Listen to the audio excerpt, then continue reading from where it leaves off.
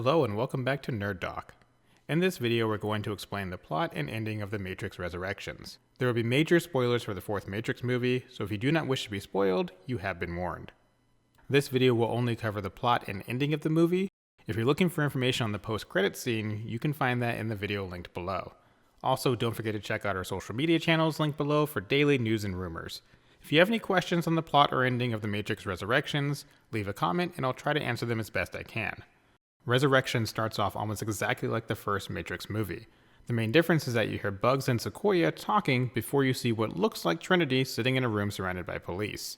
Bugs is watching from within the walls of the room, but as soon as you get a close-up of Trinity, you realize it's not Trinity at all, just someone dressed to look like her.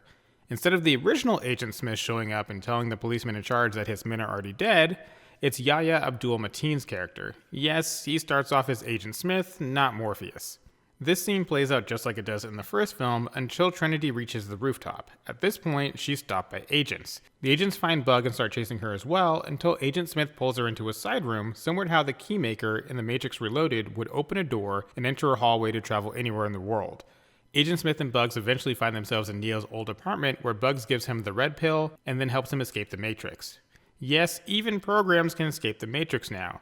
They can live in the Construct virtual workspace or come into the real world using new technology that basically makes them look like people made out of ball bearings. Once Agent Smith is freed and essentially becomes Morpheus, we find out that all of this was a program running within the Matrix called a modal, which Thomas Anderson has created on his computer. Neo is now a famous game developer who made a trilogy of Matrix games that basically follows the plot of the first three movies. His boss is Smith, which is the new version of Agent Smith played by Jonathan Groff. Neo has delusions that the Matrix is real, so he sees a shrink known as the Analyst, which is Neil Patrick Harris's character. The Analyst is the big bad of the film. He created this new version of the Matrix and controls Neo by giving him blue pills as medication.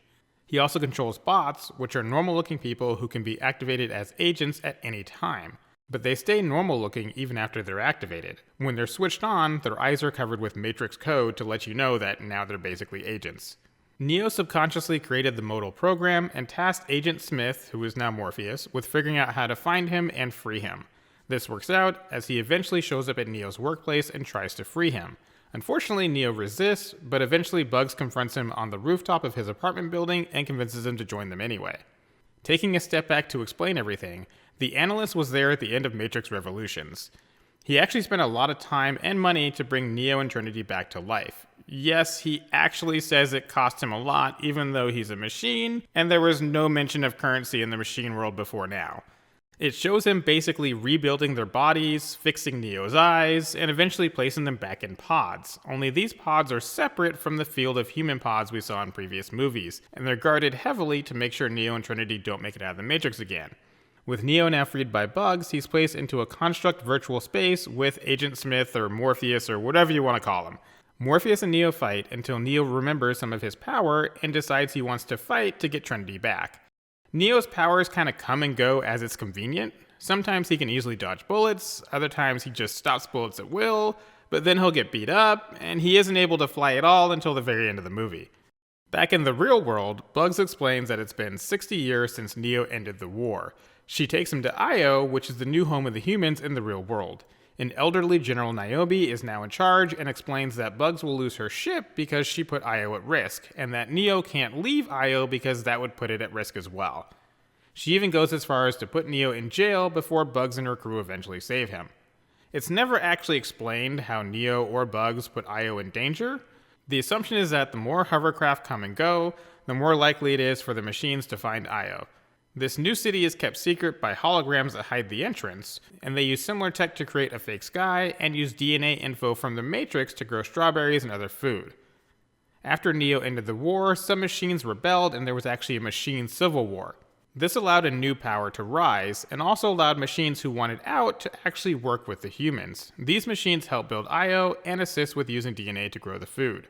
The movie never states what or who that new power is, but the original Morpheus believed in Neo and couldn't see that humans needed to work with machines. This new power is either the Analyst, or it will be explained in Matrix 5 or 6 if they make those movies. After Bugs breaks out Neo, they head back into the Matrix to get Trinity. With new hacking tech, humans are able to enter and leave the Matrix through doors and mirrors instead of phones. Smith is waiting for them when they arrive and explains that freeing Neo also freed him.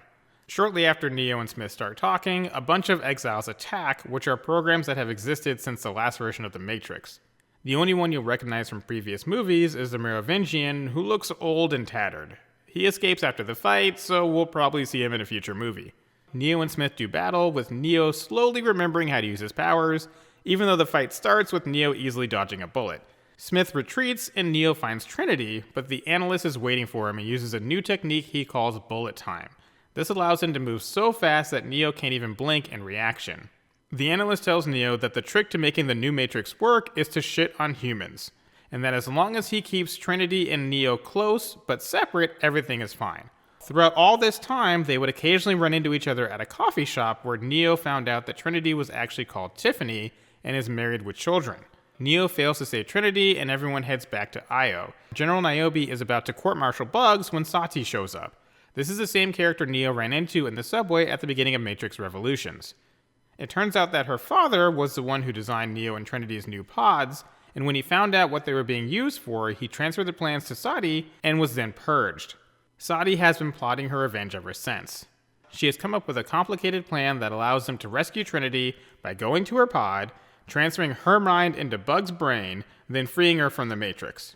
Once Neo heads back into the Matrix, he confronts the analyst at the coffee shop, and Trinity, who is still Tiffany at this point, has to choose between Neo and her family. First she chooses her family, then changes her mind at the very last minute. Everyone gets away, and Trinity becomes the one and learns to fly, saving her and Neo at the last second after they jumped off a building to escape the bots. The last scene in the movie sees Neo and Trinity go to the analyst's place, beat him up, then tell him they're going to change the Matrix into whatever they want and make it better. Both of them fly off. Yes, Neo finally learned how to fly again, and the credits roll. If any of that didn't make sense, feel free to leave a comment and I'll try to explain it. The movie goes out of his way to not make sense, but there is logic there, somewhere. Thank you for watching. If you enjoyed the video, please don't forget to like, subscribe, and share with someone who wants to see Neo fly again.